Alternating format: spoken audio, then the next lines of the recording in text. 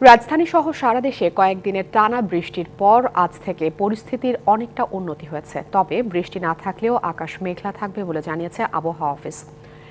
এদিকে চলতি মাসে আরও একটি লঘুচাপের কারণে 22শে সেপ্টেম্বর থেকে টানা 3 দিন বৃষ্টিপাতের পূর্বাভাস দেওয়া হয়েছে। আবহাওয়া অফিস বলছে, বৃষ্টি কমে গেলেও এখনও নিম্নচাপটি বঙ্গোপসাগরে সক্রিয় রয়েছে।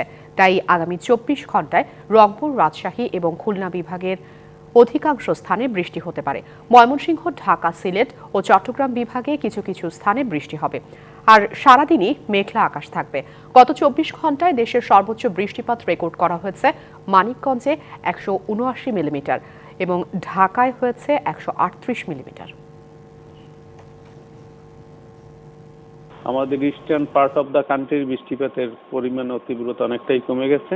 ঢাকা, চট্টগ্রাম, সিলেট, ময়মনসিংহ এই দিকে অনেকটাই ক্লিয়ার হয়ে যাবে বিকেলের পর থেকে। 20-25 তারিখের দিকে ওইরকম আরেকটা লঘুচাপ তৈরি হতে পারে।